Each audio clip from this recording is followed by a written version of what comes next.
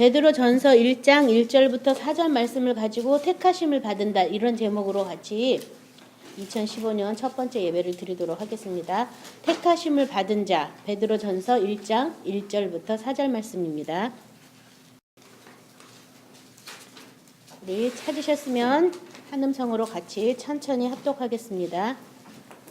예수 그리스도의 사도 베드로는 본도, 갈라디아, 갑바도기아, 아시아와 비두냐에 흩어진 나그네 곧 하나님 아버지의 미리 아심을 따라 성령이 거룩하게 하심으로 순종함과 예수 그리스도의 핏부림을 얻기 위하여 택하심을 받은 자들에게 편지하노니 은혜와 평강이 너희에게 더욱 많을지어다. 우리 주 예수 그리스도의 아버지 하나님을 찬송하리로다. 그의 많으신 긍휼대로 예수 그리스도를 죽은 자 가운데서 부활하게 하심으로 말미암아 우리를 거듭나게 하사 산 소망이 있게 하시며 썩지 않고 더럽지 않고 쇠하지 아니하는 유업을 있게 하시나니 곧 너희를 위하여 하늘에 간직하신 것이라. 아멘.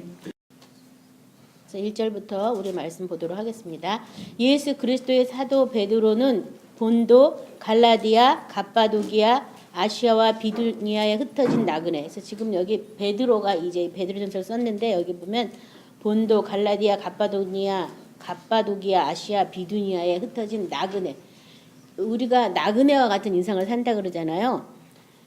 그래서 내가 영원한 본향집을 찾지 못했다면 인간은 누구든 조비 나그네 삶을 살고 있거든요. 그래서 베드로전서 2장 11절에도 사랑하는 자들아 거름인과 나그네 같은 너희를 권하노니 영혼을 거슬려 싸우는 육체의 정욕을 제어하라. 거름인과 나그네 같은 우리라고 이렇게 말씀을 하고 있어요. 그래서 인생이 육체를 입고 있는 동안 잠깐 왔다 가는 건데 많은 사람들이 오래 사는지 알고 잘못 알고 있는 거죠. 그렇죠? 제가 지난번에 텔레비를 잠깐 봤는데 어떤 여자분이 암이 걸려서 죽게 됐어요. 근데 그 남편한테 하는 말이 뭐라 그러냐면 여보 인생은 소풍과 같다는데 나는 이번 소풍에 김밥도 챙기지 못하고 사이다도 못 챙긴 것 같아. 인생은 재밌게 살라고 줬는데 나는 아무런 재미도 못 느꼈어. 다음에 내가 다시 삶을 산다면 당신하고 제대로 된 소풍을 가고 싶어. 김밥하고 사이다를 다 준비하고 싶어. 그러면서 그 여인이 정말 아름답게 죽는 그런 그런 어떤 실화를 제가 봤는데요. 참 그래서 제가 그 생각을 했어요. 참 인생이라는 게 하나님이 우리에게 주신 분복이다, 본복이다. 전도서에는 그렇게 말하고 있고 인생이 하나님이 우리에게 주신 큰 선물인데 잠깐 나그네 같은 동안에 우리가 과연 이 세상에서 뭐를 얻기 위해서 사는 것일까? 사는 것이 낙이고 수고롭게 사는 게 낙이라고 또 전도서에서는 말하고 있는데 인생 자체가 선물이라면 이 인생에서 우리가 추구할 것이 뭐냐. 행복과 재밌게 사는 게 중요한데 사람들이 아이들은요 항상 재밌게 살려고 노력해요. 아이들은요. 그래서 아무것도 아닌 것 같고도 재미를 느끼고 거기서 행복을 느끼거든요. 종이만 하나 줘도 종이 가지고 막 상상의 나라를 펴면서 재밌게 사는데 이게 어떻게 됐는지 이게 교육이라는 것 때문에 사고의 틀을 다 이렇게 막아놔가지고 인간들이 전부 어떤 목표 지향적으로 재미는 느끼지 않아. 항상 목표가 완성되면 또 다른 목표를 향해서 또 뛰는 거야. 그래서 재밌게 행복하게 사는 게 아니라 그냥 어떤 목표를 향해서 끊임없이 살다가 삶을 허무하게 마치잖아요. 제가 예전에 교회 처음 나왔을 때 목사님들이 하실 말씀이 있어요. 사람이 왜 사냐 이런 얘기 하면서 화장실을 위해서 살았대요. 그래서 나 저 목사님 무슨 얘기 하나 했더니 옛날에는 화장실이 집 밖에 있었잖아요. 그래서 평생 꿈이 집 안에 있는 화장실을 갖는 집을 갖는 게 나의 꿈이었는데 그래서 열심히 돈을 벌어가지고 집 안에 있는 화장실에서 살다가 보니까 추워 그것도. 그래서 이제는 아파트 한 대도 안 나가는 그런 집도 막 그래서 살다가 하나도 부족해. 열심히 그 일을 살다가 죽었다고. 그 얘기를 제가 들은 기억이 나는데 인생이라는 게 그거거든요. 우리가 어떻게 하면 행복하게 살까? 어떻게 하면 인생을 지금 내가 이렇게 지금 생명이 있기 때문에 누리는 것들이 많이 있잖아요. 저도 옛날에 그런 생각했었어요. 남편하고 막 불화가 되고 남편 뜻과 내 뜻이 안 맞았을 때는 하나님 제가 이 다음에 천국은 시집도 장가도 안 가니까 가는지 아십시오. 막 이러면서 큰 소리를 막 쳐가면서 내가 그래서 가지 거기서도 시집 장가 가면 저 안 갑니다. 막 이러면서 이상한 소리 한 적도 있는데 사실 그것도 이 땅에서만 누릴 수 있는 특권이고 재미라고 생각하면 행복하게 생각할 수 있잖아요. 그렇죠? 근데 그것을 우리가 잊어버려서 그래서 지금 나그네와 같다. 우리는 모든 사람이 다 나그네 같다. 히브리서 11장 13절 16절에도요. 이 사람들은 다 믿음을 따라 죽었으며 약속을 받지 못하였으되 그것을 멀리서 보고 환영하며 또 땅에서는 외국인과 나그네임을 증언하였으니 그들이 이같이 말하는 것은 자기들의 본향 찾는 자임을 나타냄이라. 그들이 나온 바 본향을 생각하였다면 돌아갈 기회가 있으려니와 그들이 이제는 더 나은 본향을 사모하니 곧 하늘에 있는 것이라. 이러므로 하나님이 그들을 하나님이라 일컬음을 받으심을 부끄러워하지 아니하시고 그들을 위하여 한 성을 예비하셨느니라. 그래서 구약의 그 많은 사람들이 약속을 따라 살았는데 그들이 바라는 것도 뭐였냐면 더 나은 본향을 사모하고 그 본향은 결국은 하나님이 예비한 한 성이었더라. 그 아브라함이 하나님 말씀을 쫓아서 그렇게 살은 이유도 그 한 예비한 그 한 성에 들어가서 살려고 하나님이 통치하시고 하나님이 경영하시고 하나님이 예비하신 그 성에 들어가려고 이렇게 그 구약의 사람들도 믿음을 쫓아 살았다는 거거든요. 그래서 저와 여러분도 결국은 내가 믿음을 쫓아서 뭐 때문에 사느냐, 믿음을 쫓아서 그것들을 우리가 이제 오늘 이 시간에 조금 생각해 볼 거예요. 그래서 나는 지금 나그네와 같다라는 것을 믿으시기 바랍니다. 그래서 우리가 여행 가면 즐거운 이유가요. 나그네니까 즐거운 거예요. 거기서 계속 살아야 된다면 못 사는 나라에 왜 가겠어. 그렇잖아요. 잠깐 갔다 올 거니까 못 사는 나라를 가도 행복한 거고 뭐 여행의 그 재미는 뭐 준비해가지고 가서 뭐 없어져도 상관없잖아요. 그냥 기쁜 마음으로 또 아우 나중에 더 좋은 거 사야지 뭐 이렇게 떨쳐버릴 수 있는 게 여행이기 때문에 잠깐 왔다 가는 거기 때문에 그렇거든요. 인생인데 우리 영원한 생명을 생각한다면 잠깐 왔다 간다는 거죠. 이게 여기가 지금 다가 아니라는 거예요. 그래서 그 영원한 그 한성을 저 여러분이 찾으셨으면 좋겠습니다. 곧 그 나그네가 곧 어떤 사람이냐. 지금 나그네라고 말을 마치면서 나그네 곧 하나님의 미리 아심을 따라 성령이 거룩하게 하심으로 순종함과 예수 그리스도의 핏부림을 얻기 위하여 택하심을 받은 자들에게 편지하노니 은혜와 평강이 너희에게 더욱 많을지어다. 인생을 나그네와 같이 생각하는 그 사람 곧 그 사람들에 대해서 지금 해당 사항이 있는 거예요. 인생이 내가 마치 영원히 살 것처럼 생각하는 사람이 아니라 나그네처럼 알고 있는 그 사람들은 뭐라고 됐냐면 하나님의 미리 아심을 따라 성령이 거룩하게 하심으로 순종함과 예수 그리스도의 핏부름을 얻기 위해서 택하심을 받은 자들이다. 내가 내 인생이 나그네 같다고 생각하는 그 사람들은 택하심을 받은 사람이에요. 뭐를 위해서 택하심 받았다고 되어 있냐면 거룩을 위해서 택하심을 받았다. 근데 그 거룩은 순종함과 예수 그리스도의 핏부림이다라고 지금 설명하고 있거든요. 그래서 미리 아심에 대해서 로마서 8장 28절에서 30절은 우리가 알거니와 하나님을 사랑하는 자 곧 그의 뜻대로 부르심을 입은 자들에게는 모든 것이 합력하여 선을 이루느니라. 하나님이 미리 아신 자들을 또한 그 아들의 형상을 본받게 하기 위하여 미리 정하셨으니 이는 그로 많은 형제 중에서 맏아들이 되게 하려 하심이라. 또 미리 정하신 그들을 또한 부르시고 부르신 그들을 또한 의롭다 하시고 의롭다 하신 그들을 또한 영어롭게 하셨느니라. 여기도 보면 하나님이 미리 아신 자들을 하나님의 그 아들의 형상을 본받게 하려고 미리 정하시고 부르시고 의롭다 하시고 영화롭게 하셨다고 하거든요. 그래서 우리가 28절에 알거니와 하나님을 사랑하는 자 곧 그의 뜻대로 부르심을 입은 자들에게는 모든 것이 합력하여 선을 이룬다고. 이 선을 이루는 것은 결국은 하나님의 형상을 이루는 것이 선을 이루는 거예요. 근데 아무나 이렇게 형상을 이루는 게 아니라 하나님이 미리 아신 자들이 하나님이 우리를 안에 운행하시고 성령을 보내주셔서 하나님에 대해서 계속 갈급함을 갖게 해서 하나님의 아들의 형상을 본받게 한다라고 이렇게 말씀을 하셔서요. 이렇지 않은 사람이 참 안타까운 거죠. 그렇죠? 자, 이 성령의 이 거룩하심에 대해서 데살로니가 전서 4장 1절부터 8절 제가 읽을 테니까 잘 들어보세요. 그러므로 형제들아 우리가 끝으로 주 예수 안에서 너희에게 구하고 권면하노니 너희가 마땅히 어떻게 행하며 하나님을 기쁘시게 할 수 있는지를 우리에게 배웠으니 곧 너희가 행하는 바라 더욱 많이 힘쓰라. 우리가 주 예수로 말미암아 너희에게 무슨 명령을 준 것을 너희가 아느니라. 하나님의 뜻은 이것이니 너희의 거룩함이라. 곧 음란을 버리고 각각 거룩함과 존귀함으로 자기 안에 대할 줄을 알고 하나님을 모르는 이방인과 같이 세욕을 따르지 말고 이 일의 분수를 넘어서 형제를 해하지 말라. 이는 우리가 너희에게 미리 말하고 증언하신 것과 같이 이 모든 일에 주께서 신원하여 주심이라. 하나님이 우리를 부르심은 부정케 하심이 아니요 거룩하게 하심이니 그러므로 저버리는 자는 사람을 저버림이 아니요 너희에게 그의 성령을 주신 하나님을 저버림이니라. 여기 보면 내가 뭘 너희에게 많이 권면하고 가르쳐 줬는데 그 너희가 배운 것을 더 힘쓰라라고 얘기하고 하면서 그것이 뭐냐면 바로 하나님의 뜻은 이것이 너희의 거룩함이다. 내가 너에게 여태까지 가르쳐주고 뭐 이렇게 한 게 행하라고 한 그 모든 것이 결국은 뭐냐면 거룩함을 쫓으라 그 말이라는 거예요. 거룩함. 거룩함을 얘기하면서 첫 번째 말하는 것이 곧 음란을 버리라. 음란. 그래서 많은 사람들이 나는 음란하지 않다라고 생각해요. 근데 많은 사람이 육체는 음란을 위한다고 성경에 써 있어요. 그래서 이 육체가 음란을 위하지 않고 주를 위해야 된다고 써 있는데 그렇기 때문에 무슨 배우자라든지 이런 사람들이 그런 어떤 바람을 핀다든지 다른 짓을 하면 화가 확 나잖아요. 그렇죠?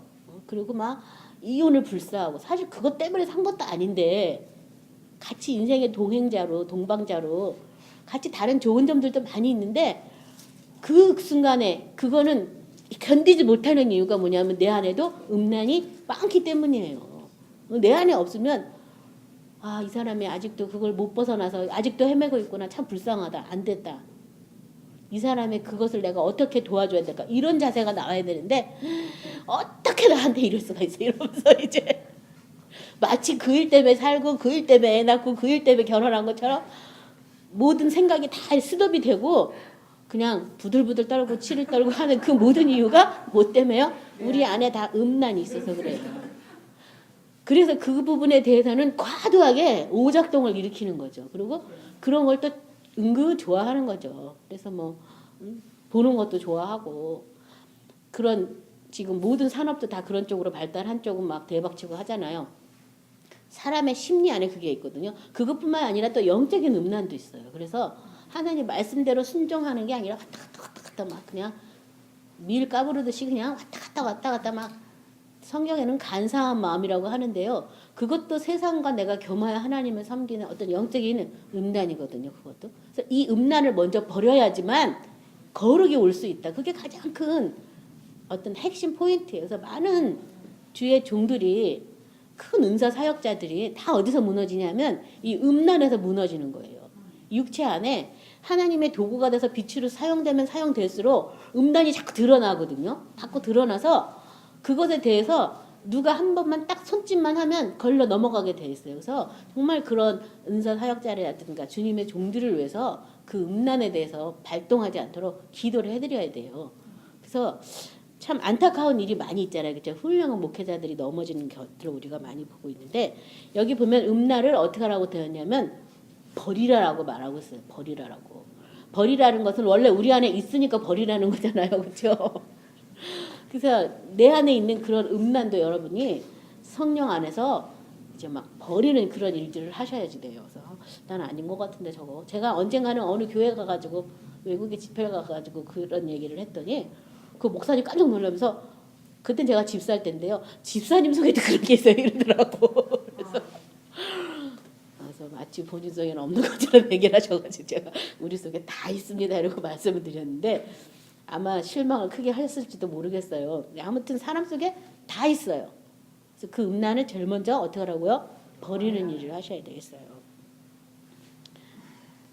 그래서 우리가 어떻게 행할까? 성령의 거룩하게 하심. 성령이 오신 것은 우리를 거룩하게 하려고 오셨다. 그러니까 이 거룩이 없이는 주를 보지 못한다. 이런 성경 구절도 있잖아요. 그래서 하나님이 내가 거룩하니 너희도 거룩하라.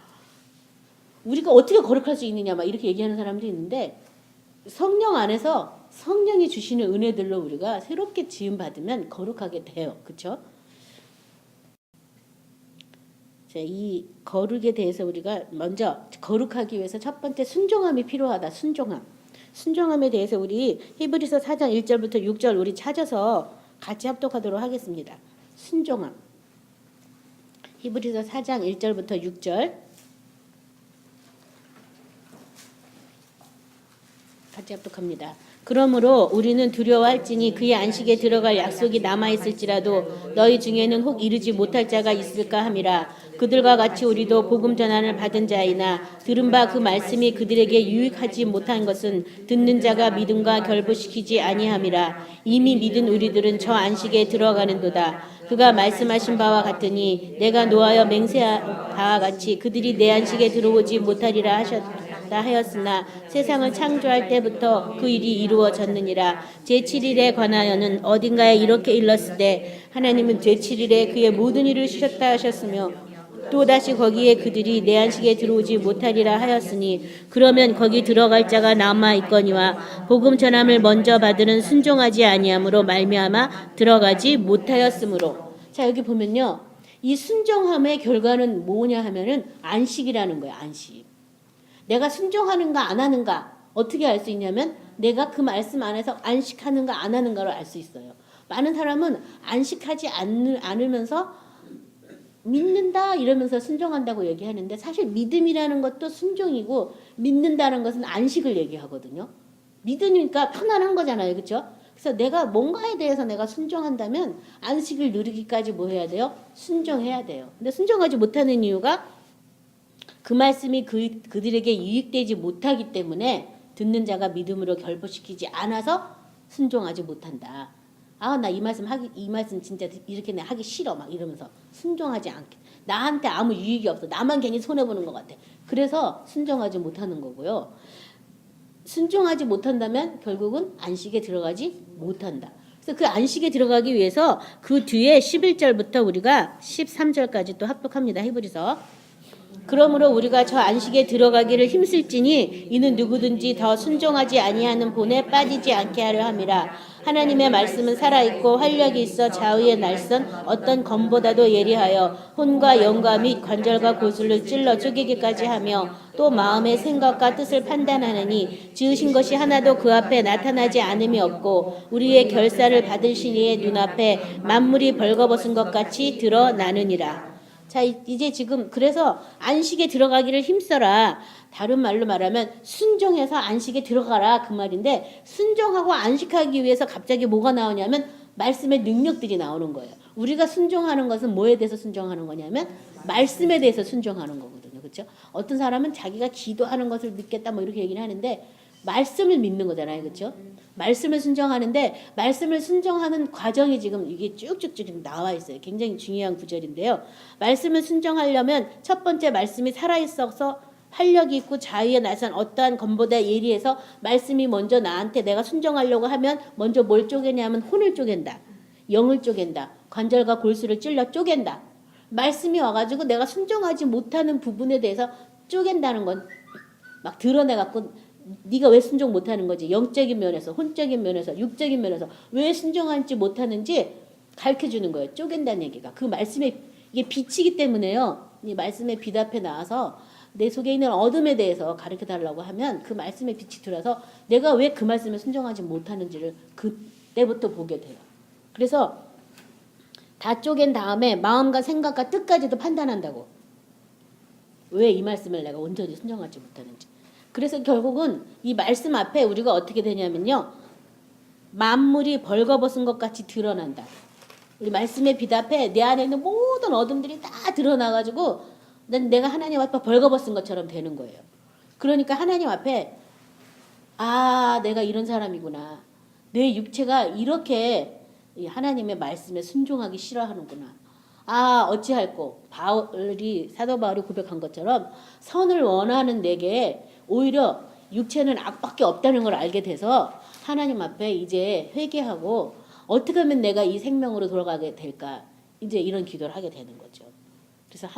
그래서 이제 말씀을 순종하려다 뭘 발견하냐 하면 생명의 빛을 발견하는 거예요. 예수님의 말씀이 바로 생명이고 그 안에 빛이 있었더라. 그 빛을 보게 되는 거예요. 그래서 우리 아까 찬양했잖아요. 영광의 빛, 그 밝은 빛이라고. 그 빛에 대해서 내가 보게 되는 거예요. 그래서 아, 내가 그래서 성경 말씀들이 너희가 전에는 어둠이더니 이제는 주 안에서 빛이라고.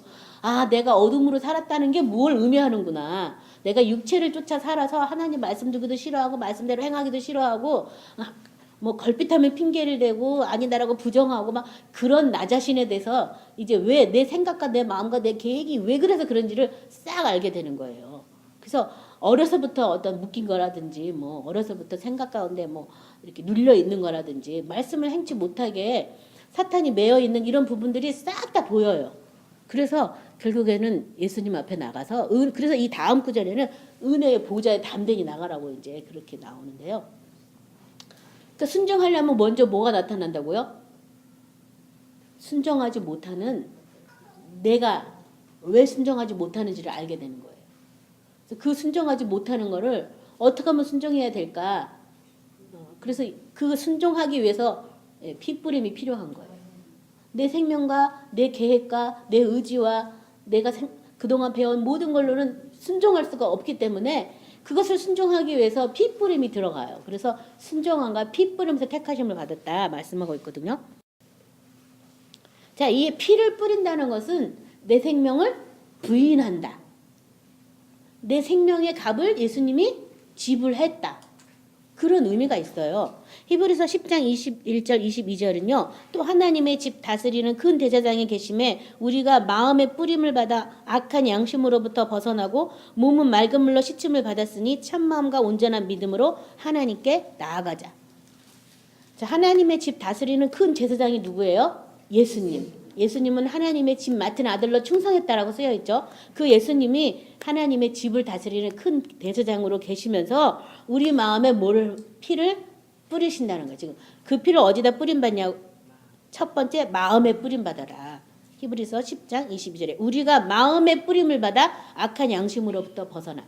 그래서 제일 먼저 내가 그 피를 뿌려야 될 곳이 어디라고요? 마음에 뿌려야 돼요. 마음에. 이 마음이 영과 혼과 육의 어떤 집결하는 장소예요. 마음이요. 그래서 마음에다 먼저 뿌리기 시작하는 거예요. 예수님의 그 피를 대제사장이 되신 예수님의 그 피 뿌림을 마음에 막 뿌리는 거예요. 그래서 혼자서도 얼마든지 할 수 있어요. 마음에 예수 피를 뿌립니다. 이렇게 자꾸 뿌리는 거예요. 뿌리다 보면 그 피가 자꾸 역사하는 거예요. 우리가 말한 그 선포가 역사하는 거예요. 그래서 마음에 피를 뿌리고 그렇다면 그리고 나서 악한 양심에서 벗어나 피를 뿌리니까 내 악한 양심이 드러나는 거죠. 근데 그냥 아무 일 없이 피를 뿌립니다. 이게 안 되는 거예요. 말씀을 순종하려고 하는데 순종 못하니까 피 뿌림이 들어가는 거예요. 왜냐하면 우리는 예수님 안에서 새롭게 거듭나서 새로운 피조물이 됐는데 그렇게 되지 않았기 때문에 말하자면 뭐 내가 항상 기뻐하겠습니다. 이렇게 말을 했는데 안 기뻐. 근데 기뻐해야 돼. 말씀에 순종해야 돼. 그러니까 피를 뿌립니다. 내 생각을 부인하기 위해서. 내 마음에서 올라오는 어떤 이상한 감정들 뭐 기뻐할 수 없는 그런 것들을 다 물리치기 위해서 바로 피를 뿌립니다. 이렇게 선포를 해야 되는 거예요. 그러면 그런 순간에 즉각적으로 그런 말씀과 반대되는 생각들이 딱 스톱을 해요. 그 스톱한 걸로 끝날 게 아니라 아까 그 올라온 생각이 뭔가를 이제 말씀 앞에서 다 이렇게 벌거벗은 것처럼 다 드러내서 그런 것들을 낱낱이 다 성령 안에서 치료를 받아야죠. 치료받을 건 치료를 받고 버릴 건 버리고 쫓아낼 건 쫓아내고 그 일을 하셔야 되는 거예요. 그래서 이 회개라는 것이 잘못했습니다. 용서해 주세요. 다시 안 그럴게요. 이건 회개가 아니에요. 회개는 뭐냐면 예수님의 생명으로 돌아가는 회개예요. 그래서 찬송가에 내 주께 회개한 양심은 생명수 가운데 젖었네. 주님 앞에 회개하는 거예요. 우리는 많은 사람들이 회개라 그러면 사람과의 관계를 회개하고 있어. 그게 아니라니까요. 예수님의 생명으로 거듭났는데 그렇게 안 사는 걸 예수님께 회개하는 게 참 회개예요. 그래야 그 생명으로 돌아가요. 그러니까 나 저 사람 미워했어요. 용서해 주세요. 다시는 안 그럴게요. 이렇게 해봐요. 다음에 또 미워하지. 그렇게 하는 게 아니라 예수님이 우리를 사랑하라고 말씀하셨는데 사랑하지 못하는 거를 회개해야 돼요. 새 생명을 주셨는데 계명 안에 있지 못하는 걸 회개해야 돼요. 그러다 보면 예수님의 생명 가운데 내가 들어가는데 그냥 미워했어요. 다시는 안 그럴게요. 그리고 그 다음에 또 네 죄가 크냐 내 죄가 크냐 막 이러면서 하면은 다음에 또 미워하는 거지. 그때는 폭발하는 거지. 전에 거랑 쌓여가지고. 그건 아니라니까요. 그거는 회개가 아니라 죄를 고백하는 거지. 그건 사실 우리가 생각했을 때 죄지만 하나님이 생각했을 때는 허물이에요. 허물. 육체를 입고 있는 죄는 다 허물이에요. 뭐가 죄냐? 하나님 생명에서 떠나간 게 죄입니다. 그 죄를 회개하시는 거거든요. 그래서 말씀대로 해야 되는데 못하니까 이게 죄잖아요. 그죠? 믿음으로 행치 않은 모든 것이 죄니까. 그래서 이 죄의 대가를 지불하신 예수님의 피를 갖다 탁 뿌리고 바르는 거예요. 죄가 나를 주관치 않게 하려고. 그래서 피 뿌림을 많이 받으시기 바랍니다. 어디다가요? 마음에다. 그 다음 몸은 어떻게 처리하라고 되어 있냐면 맑은 물로 씻으라고 되어 있어요. 그래서 오늘 맑은 물까지는 할 수 없지만 몸은 또 다르게 또 하라고 이렇게 자세히 나와 있어 성경에요. 참 너무나 성경 말씀이 감사한데요. 그래서 마음에 많이 뿌리시기 바랍니다. 근데 어떻게 해야 뿌려진다고요? 순종하려고 할 때 핏부름을 자꾸 뿌릴 수 있다. 그냥 뭐하러 뿌릴 일이 없지 내가. 내 양심이 어떤지 알 필요가 없잖아요. 순종 못하니까 자꾸 뿌리는 거예요. 순종하기 위해서. 그 다음에 히브리서 12장 22, 24절 다 아시는 말씀인데 오늘 처음 듣는 분도 계시죠? 제가 읽겠습니다. 그러나 너희가 이른 곳은 시온산과 살아계신 하나님의 도성 하늘의 예루살렘과 천만 천사와 하늘에 기록된 장자들의 모임과 교회와 만민의 심판자이신 하나님과 및 온전하게 된 의인들의 영들과 새 언약의 중보이신 예수와 및 아벨의 피보다 더 나은 것을 말하는 뿌린 피니라. 우리가 이룬 것이 뭐냐? 내가 믿음으로 해서 내가 이뤄야 될 것이 여러 가지가 지금 나와 있어요. 그래서 제일 밑에 지금 위에서부터 이렇게 내려왔는데 제일 밑에 뿌린 피에서부터 시작하는 거예요. 뿌린 피에 내가 먼저 이제 이르러야 된다. 첫 번째 뿌린 피. 그 다음에 새 언약의 중보이신 예수님을 만나야 되는 거고요. 그 다음에 온전케 된 의인들, 하늘에 기록된 장자들의 모임, 천만, 그 다음에 하나님이 살아계신 도성인 시온산, 거기까지 내가 내 믿음이 거기까지 이르러야지 그것이 구원받은 거예요. 그것이 구원받았다고 얘기하는 거거든요. 근데 아직 피도 얘기 안 하면 아직 갈 길이 멀어요. 그렇죠? 그래서 생명의 길 좁고 협착하지만 그리 가셔야 되겠습니다.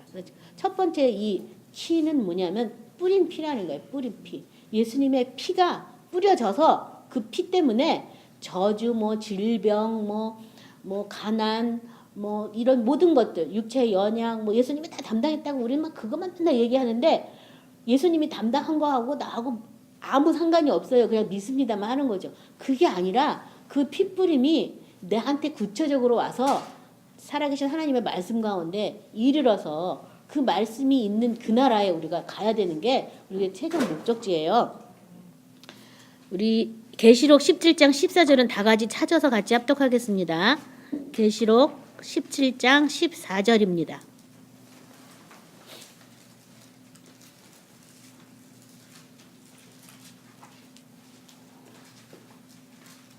같이 합독합니다. 그들이 어린 양과 더불어 싸우려니와 어린 양은 만주의 주시요 만왕의 왕이심으로 그들을 이기실 터이요 또 그와 함께 있는 자들 곧 부르심을 받고 택하심을 받은 진실한 자들도 이기리로다.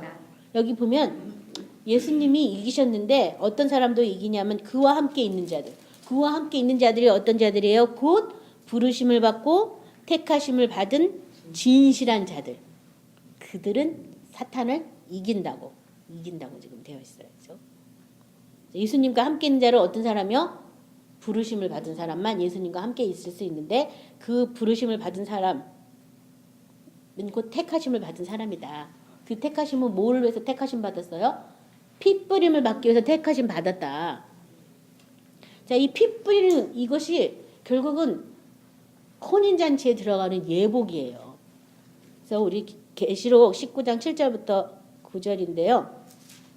우리가 즐거워하고 크게 기뻐하며 그에게 영광을 돌리세 어린 양의 혼인 기약이 이르렀고 그의 아내가 자신을 준비하였으므로 그에게 빛나고 깨끗한 세마포 옷을 입도록 허락하셨으니 이 세마포 옷은 성도들의 옳은 행실이로다 하더라. 이 천사가 내게 말하기를 기록하라. 어린 양의 혼인잔치에 청함을 받은 자들은 복이 있도다 하고 또 내게 말하되 이것은 하나님의 참되신 말씀이라 하기로. 자, 여기 보면 그 아내가 자신을 준비했어요. 누가 대신 준비해 주는 게 아니에요. 내가 정결함을 입도록 준비하는 거죠. 그래서 이 세마포, 빛나고 깨끗한 세마포가 곧 뭐라고요? 성도의 옳은 행실이다. 이 옳은 행실은 말씀대로 살은 그것을 말하고 있어요. 그렇죠? 그래서 말씀대로 살기 위해서 뭐가 필요해요? 핏부림이 필요하다. 핏부림이. 그래서 이 보좌에 올라가서 이 어린 양을 목자로 삼는 그 사람들도 흰 옷을 입었는데 그 옷은 피 뿌린 옷이다. 이렇게 또 계시록이 말하고 있죠. 그래서 내가 말씀을 행한다면 그 행함 안에 뭐가 있어요? 예수의 많은 피 뿌림이 있었다는 것을 의미해요. 그래서 마음에도 뿌려지고 또 육체 안에도 뿌려지는 거예요. 내 생명을 부인하고 예수님의 생명대로 자꾸 살려니까 피 뿌림이 거기 많이 들어가서 나중에는 아예 이 세마포 옷은 완전히 피 뿌린 옷이라고. 피 뿌린 옷. 말은 흰데요. 빨간 옷이죠. 피 뿌린 옷이니까 예수의 피로 뿌림받은 옷을 입고 우리가 하늘나라 예수님의 혼인잔치에 들어가는 거예요. 예수님도 이제 나중에 나오지만 말씀이었어요. 근데 말씀은 바로 피 뿌렸더라. 이렇게 피 뿌린 옷을 입고 있다. 이렇게 얘기하고 있거든요. 그래서 순종한다는 것은 피 뿌림이 필요하다. 택하심은 아무나 받는 게 아니라 순종하려고 하는 사람들이 하나님이 택한 사람이라는 것을 믿으시기 바랍니다. 베드로후서 1장 3절부터 11절은요. 제가 그냥 읽을 테니까 들으세요. 그의 신기한 능력으로 생명과 건건에 속한 모든 것을 우리에게 주셨으니 이는 자기의 영광과 덕으로서 우리를 부르신 이를 알므로 말미암음이라. 이로써 그 보배롭고 지극히 큰 약속을 우리에게 주사 이 약속으로 말미암아 너희가 전욕 때문에 세상에서 썩어질 것을 피하여 신성한 성품에 참여하는 자가 되게 하려 하셨느니라. 그러므로 너희가 더욱 힘써 너희 믿음의 덕을, 덕의 지식을, 지식의 절제를, 절제의 인내를, 인내의 경건을, 경건의 형제 우애를, 형제 우애의 사랑을 더하라. 이런 것이 너희에게 있어 흡속한즉 너희로 우리 주 예수 그리스도를 알기에 게으르지 않고 열매 없는 자가 되지 않게 하려니와 이런 것이 없는 자는 맹인이라 멀리 보지 못하고 그의 옛자가 깨끗하게 된 것을 잊었느니라. 그러므로 형제들아 더욱 힘써 너희 부르심과 택하심을 굳게 하라. 너희가 이것을 행한즉 언제든지 실족하지 아니하리라. 그래서 부르심과 택하심을 굳게 하라. 굳게 하는 게 예수 그리스도의 성품에 참여하는 것이다 라고 말하고 있습니다. 예수 그리스도의 성품에 참여하는 것은 말씀을 순종하는 것을 얘기하고 있어요. 순종. 왜냐하면 이 말씀을 순종하는 건 내 생명으로 할 수 없고 예수님의 생명으로밖에 되지 않아요.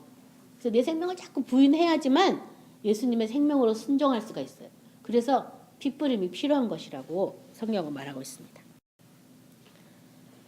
마태복음 22장 1절부터 14절에 보면 혼인잔치의 비유 있거든요. 우리 다 같이 찾아서 합독해 보도록 하겠습니다. 마태복음 22장 1절부터 14절입니다.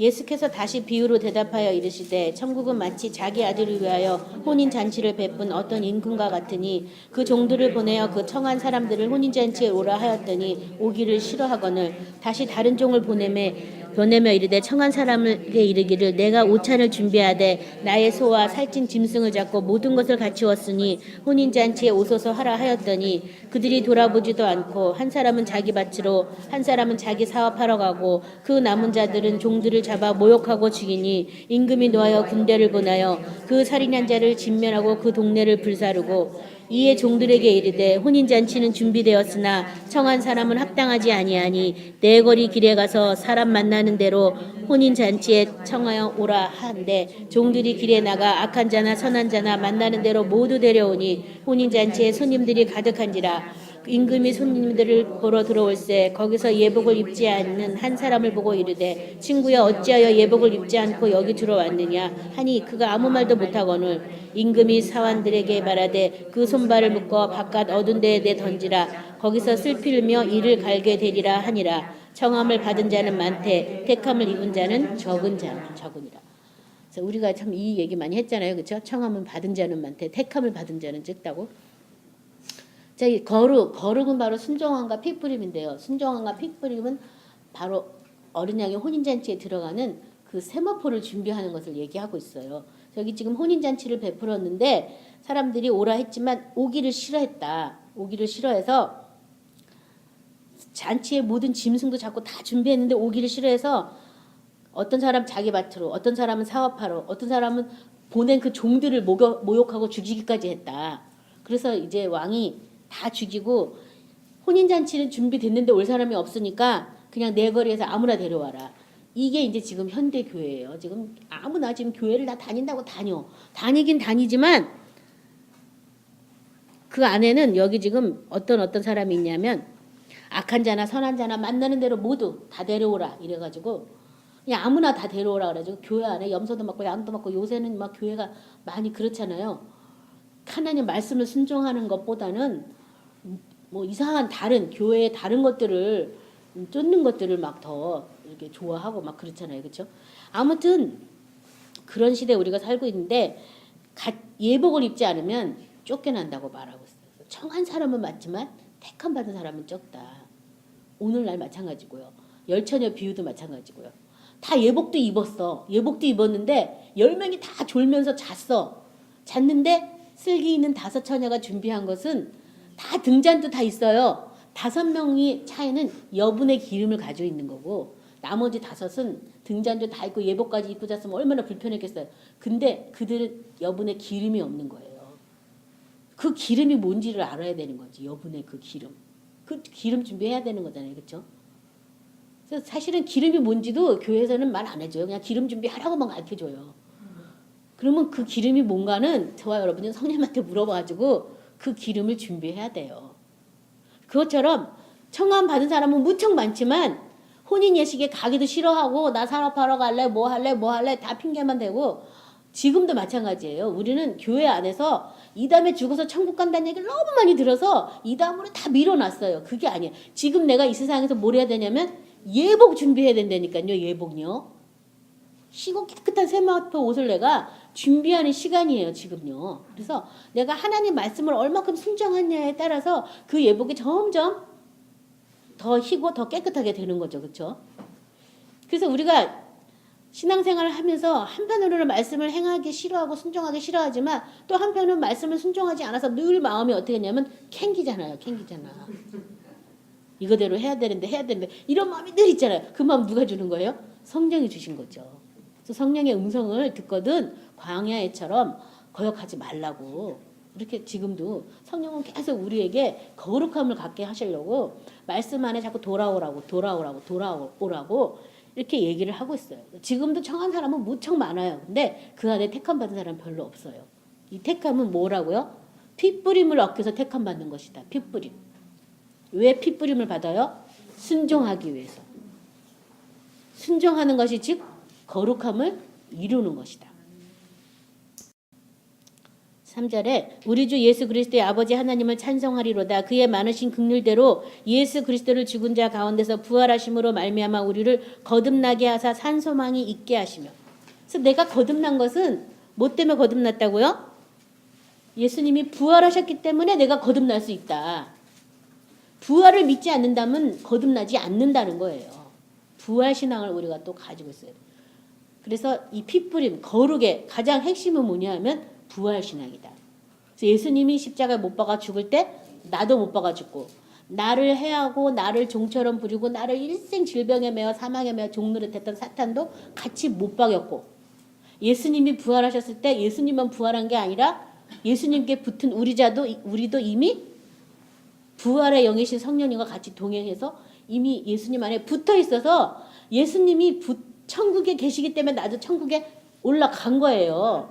천국은 올라갔다라고 성경은 계속 표시하지 이 다음에 죽어서 간다라는 표현이 없어요. 올라갔다고 표현되어 있어요.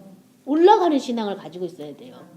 그래서 예수님한테 붙어있기 때문에 예수님이 하나님이 키우시는 참 포도나무시잖아요. 그렇죠? 농부는 하나님이시고 포도나무는 예수님인데 이 예수님은 이 땅에서부터 하늘까지 올라가는 그런 포도나무, 이 땅의 포도나무가 아니에요. 참 포도나무. 그래서 예수님한테 접붙여서 예수님이 하나님의 보좌 우편에 있기 때문에 저와 여러분도 예수님한테 붙었기 때문에 거기 있다고 믿으시고 부활신앙으로 다시 사는 거예요. 그래서 성령과 피로 거듭나서 내가 지금 살아있는 게 내 피로 사는 게 아니라 예수의 피로 사는 거여서 꾹질 넣으면 예수의 피 이거밖에 안 나와야죠. 그래서 찬송 부를 때도 온몸을 피에 잠글 때에 주의 진노를 면하겠다고. 내 온몸이 예수의 피 안에 푹 잠겨 있어야 돼요. 이 죄 있는 육체의 모양대로 살았다가는 사망이에요. 지옥이에요. 이 육체를 부인하고 예수님의 새 생명으로 육체까지도 새롭게 재창조되었고 새로운 피조물이 되었고 이 내 혈관에 흐르는 이 피가 예수의 피다. 이걸 믿으셔야 돼요. 피로도 거듭나야 된다니까요. 예수의 피로 거듭나시길 바랍니다. 성령으로 거듭나고 예수의 피로 거듭나셔야 돼요. 부활하신 예수님이 우리에게 주신 성령은 바로 이 예수의 부활, 죽음, 사망, 권세 이기시고 부활하신 그 예수님의 그 생명의 성령이 이미 우리에게 와 계시거든요. 그래서 예수를 죽은 자 가운데 살리신 이의 영이 너희 안에 거하시면 너희 죽을 몸도 살리시리라. 이 죽을 몸이 다시 살아나야 돼. 근데 어떻게 해야 살아난다고 되어 있어요? 로마서 8장에 보면 영으로서 몸의 행실을 죽이면 산다. 영이 말씀이에요. 말씀으로 몸의 행실을 자꾸 죽이는 거야. 죽일 때 뭐가 필요해요? 피가 필요한 거야. 피가요. 영이 말씀이고 말씀으로 몸의 행실을 죽이려니까 피가 나와야 되는 거예요. 피가 값을 다 지불했거든요. 피가 대속했거든요. 그리고 지금도 어린 양의 피가 어린 양의 생명수로 우리 가운데 계속 흘러 들어오기를 예수님은 원하시거든요. 그러니까 그 피를 계속 공급 받으셔야 되는 거죠. 그렇죠? 그래서 나의 이 거듭남은 예수님의 부활 때문에 내가 거듭났다. 이걸 믿으시기 바랍니다. 많은 사람이 교회에 와서 예수를 믿었다고 신앙 고백해서 거듭났다라고 알고 있어요. 물론 그것도 거듭남의 시작이지만 그것이 다가 아니에요. 신앙 고백이 거듭난 게 아니라 부활하신 예수님과 내가 함께하는 이게 거듭난 신앙이에요. 그래서 부활의 주님, 그 주를 찾고 그 주를 쫓으시기 바랍니다. 베드로전서 3장 21, 22절은요. 물은 예수 그리스도께서 부활하심으로 말미암아 이제 너희를 구원하는 편이 곧 세례라. 이는 육체의 더러운 것을 제하여 버림이 아니요 하나님을 향한 선한 양심을 강군이라. 그는 하늘에 오르사 하나님 우편에 계시니 천사들과 권세들과 능력들이 그에게 복종하느니라. 뭐냐 하면 예수님의 이 부활하심으로 말미암아 우리가 구원을 받았는데 내가 구원을 받은 예수님과 함께 그는 하늘에 오르사 하나님 우편에 계신다고. 나도 하나님의 오른편에 예수님과 같이 있다는 걸 믿는 거예요. 거기는 하나님 아버지밖에 없기 때문에 거기서 뭘 보냐? 천사들과 권세와 능력들이 예수님께 복종하는 그것을 봐야 돼요. 그것을. 아니 천사도 복종하지 권세도 복종하지 모든 능력도 그에게 복종하는데 우리만 복종을 안 하는 거예요. 우리만 내 능력으로 하려고 난리를 치고 내 이름으로 뭐 어쩌려고 그러고 우리만 복종을 안 하는 거예요. 그러니까 내 선한 양심이 그 하나님을 자꾸 찾는 거예요. 육체를 더러움을 제하여 버리는 것이 아니다. 육체는 이미 죽었다고 선포하는 거예요. 죽었다고 선포하고 이 선한 양심이 보호자 우편에 계신 예수님을 찾는 거예요. 그것이 세례라고 지금 말하고 있는 거예요. 거듭났기 때문에 이제 거기서 예수님을 찾는 거죠. 만왕의 왕 만주의 주여 모든 권세와 능력과 영광과 존귀와 힘과 지혜를 가지신 그분을 계속 찬양하고 그 능력 안에서 우리가 사는 거예요. 그 능력 안에 다스림을 받고 보호하심을 받는 그 신앙을 갖는 게 이 부활 신앙이에요.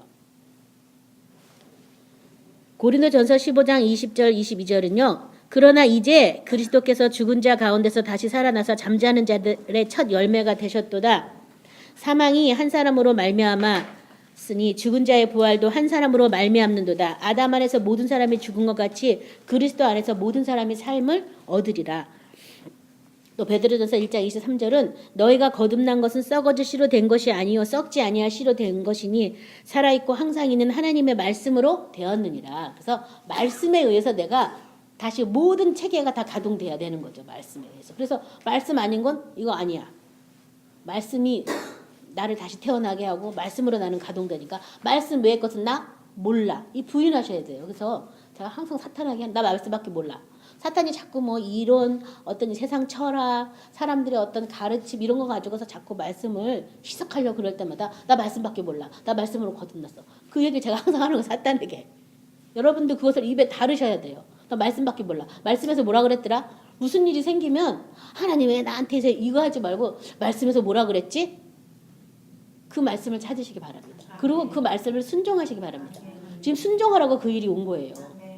우리가 한 번도 아프지 않는데 어떻게 예수님이 채찍에 맞음으로 우리를 나음을 입었다는 말씀을 순종할 수 있겠어요. 그렇죠? 예수를 믿어도 아픈 건 아프고 어려운 일 당할 건 다 당하게 돼 있어요. 그래서 물 가운데 지나가도 물이 너를 엄몬치 못하고 불 가운데 지나가도 불이 너를 사리지 못한다고. 예수 믿으면 아무 일도 안 일어난다. 이 사람은 죽은 신앙이에요. 살아있는 신앙이라면 이상한 일도 많이 당한다니까요. 왜냐면 그래야 그 말씀의 위력들을 알기 때문에 말씀의 그 능력을 알고 또 말씀 안에 우리가 생명을 얻는 그것을 알기 위해서 그 말씀을 가운데 하나님이 우리 자꾸 몰아가는 거예요. 우리를 양육하시기 위해서. 그러니까 이런 말씀 저런 말씀 내게 많이 와서 자꾸 부딪혀서 그 말씀대로 내가 행하면 행할수록 나한테 하늘나라 유업이 쌓여요. 말씀 안에서 안식을 누리는 그것이 하늘나라 유업이에요. 딴 게 아니라. 계시록 19장 아까 13절은 안 읽었는데요. 또 그가 피 뿌린 옷을 입었는데 그 이름은 하나님의 말씀이라 칭하더라. 예수님이 딱 지상 강림할 때 피 뿌린 옷을 입고 내려와요. 그 이름은 하나님의 말씀이다. 이 말씀을 순종하기 위해서 피 뿌림이 필요하기 때문에 예수님이 이상에 내려올 때도 피 뿌린 옷을 입고 온다니까요. 말씀인데 그냥 빛나고 형창한 옷 입고 와도 되는데 피 뿌린 옷을 입고 오는 거예요. 그러니까 여러분이 말씀을 순종해야겠다. 그럼 오늘부터 뭐 해야 돼요? 피 뿌림이 필요한 거예요. 피 뿌림이. 내 힘으로는 할 수 없기 때문에 예수의 피를 뿌립니다. 그래서 행하지 못하려고 하는 나에 대해서 자꾸 피를 뿌려가지고 부인하고 쫓아내고 대적하고 그 일들을 하는 거예요. 사전에 썩지 않고 더럽지 않고 쇠하지 아니하는 유업을 입게 하신다니 곧 너희를 위하여 하늘에 간직하신 것이라. 이 하늘에 간직하신 유업을 얻기 위해서 우리를 거듭나게 하셨어요. 그렇죠? 거룩하게 하시고 그래서 이 하늘에 간직하신 것에 대해서 볼 건데요. 먼저 갈라디아서에서 유업에 대해서는 3장 29절에 너희가 그리스도의 것이면 곧 아브라함의 자손이요 약속대로 유업을 이을 자니라. 그래서 아무나 유업을 잇는 게 아니라 너희가 그리스도의 것이면 그리스도의 것이라는 얘기는 그리스도의 우리가 내 것이야. 제가 이 목도리 이거 내 거예요. 여러분 거 아니죠? 이거 왜 내 거라 그래요? 내가 내 돈 주고 샀으니까 내 거예요. 그렇죠? 내가 그리스도의 것이라는 얘기는 그리스도가 값을 지불했기 때문에 그리스도의 것이 된 거예요. 그리스도의 그 지불하신 그 값어치를 내가 알고 있는 거예요. 그리스도의 것이 그런 거예요. 그래서 내가 그리스도의 것이면 그 사람은 유업을 이을 자다. 그리스도의 핏값을 안다면 너는 유업을 입을 자다. 이 말이고요. 그다음에 갈라디아서 4장 28에서 31절에 형제들아 너희는 이삭과 같이 약속의 자녀라. 그러나 그때 육체를 따라 난 자가 성령을 따라 난 자를 받게 한 것 같이 이제도 그러하도다. 그러나 성경이 무엇을 말하느냐. 여종과 그 아들을 내쫓으라. 여종의 아들이 자유 있는 여자의 아들과 더불어 유업을 얻지 못하리라 하였느니라. 그런즉 형제들아 우리는 여종의 자녀가 아니요 자유 있는 여자의 자녀니라. 뭐냐면 이삭과 또 이 이스마엘로 비유를 하는 거예요. 그래서 육체를 따라 난 것, 옛사람에 대해서는 어떻게 해야 되냐면 하나님 유업을 얻지 못한다.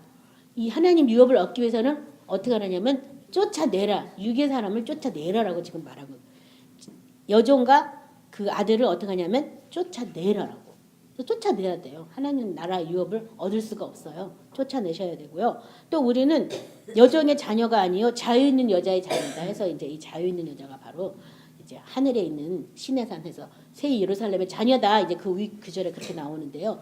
성령을 통해서 우리가 거듭났어요. 그래서 이 성령으로 거듭난 자녀들. 성령이 결국은 우리를 하나님의 집, 하나님으로부터 내려오는 새 예루살렘으로 우리를 단장시키러 오셨기 때문에 새 예루살렘의 자녀다 이런 얘기도 나오고 있는데요.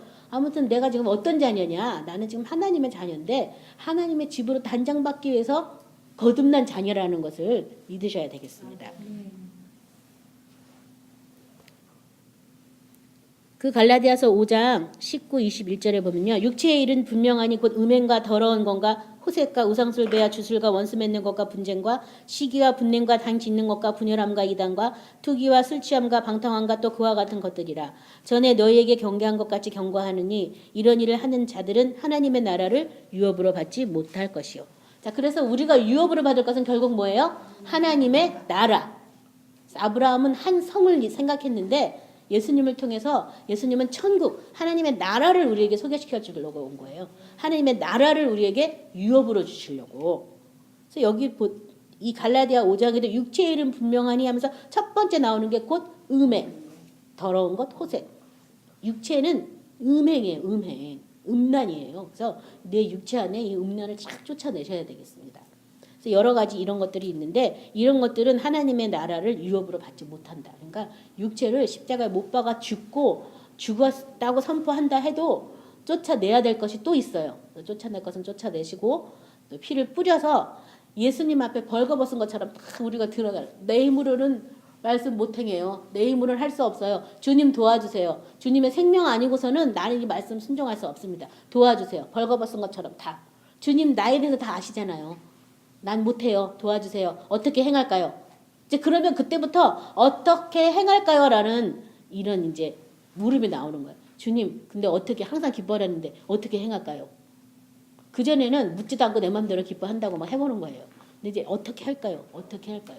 그걸 물어보면 이제 먼저 네가 기뻐하기 위해서는 뭐 사람마다 성령의 다루심이 다르겠죠. 예수 안에 있는 것을 먼저 믿어라 뭐 이렇게 할 수도 있고, 네가 기뻐하기 위해서는 너의 모든 슬픔을 담당하신 걸 믿어 뭐 이렇게 할 수도 있고, 사람마다 다르는 학습법으로 하나님의 성령이 와서 가르치실 거예요.